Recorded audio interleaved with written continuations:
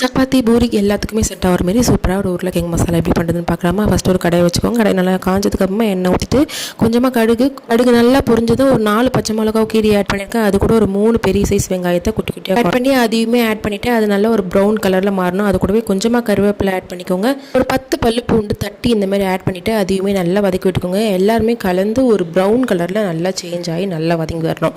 அந்த ஸ்டேஜில் கொஞ்சமாக காஞ்ச மிளகாய், தேவையான அளவுக்கு உப்பு, கொஞ்சமாக தண்ணி ஊற்றி கொதிக்க வைங்க.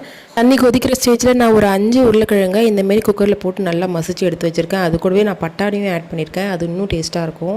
வேணும்னா பட்டாணி ஆட் பண்ணிக்கோங்க, இல்லைனா ஸ்கிப் பண்ணிவிடுங்க. அதையுமே நல்லா கொதிக்கணும். தேவையான அளவுக்கு தண்ணி வச்சுக்கோங்க. நல்லா கொதிச்சதுக்கப்புறமா நல்லா திக்காகி வரும். ஸோ இந்த டைமில் நீங்கள் அடுப்பை ஆஃப் பண்ணிவிட்டு நீங்கள் சர்வ் பண்ணி சாப்பிட்டா அவ்வளோ டேஸ்ட்டாக இருக்கும். நான் உருளைக்கிழங்கு கூட பட்டாணியுமே நல்லா வேக வச்சு அது கூட நான் ஆட் பண்ணியிருந்தாலும் நல்லா திக்காயிடுச்சு. ஸோ அதனால நான் கடலை மாவு ஆட் பண்ணலை லாஸ்ட்டாக. உங்களுக்கு தேவைப்பட்டால் இல்லை இறக்கிறதுக்கு ஒரு 5 நிமிஷம் முன்னாடி ஒரு அரை ஸ்பூன் கடலை மாவை கொஞ்சமாக தண்ணியில் மிக்ஸ் பண்ணிவிட்டு ஊற்றிட்டு ஒரு 2 நிமிஷம் கொதிக்க வச்சிங்கன்னா நல்லா திக்காகும். ஸோ அதுக்கப்புறம் நீங்கள் சப்பாத்திக்கு வச்சு சாப்பிடும்போது அவ்வளோ டேஸ்ட்டாக இருக்கும். சப்பாத்திக்கு மட்டும் கிடையாது, பூரி ஏன் தோசைக்குமே மசாலா தோசைமே வச்சு சாப்பிடலாம், அவ்வளோ டேஸ்ட்டாக இருக்கும். கண்டிப்பாக வீட்டில் ட்ரை பண்ணி பாருங்கள். சேனலை மறக்காமல் சப்ஸ்கிரைப் பண்ணுங்கள். நெக்ஸ்ட் வீடியோவில் பார்க்கலாம்.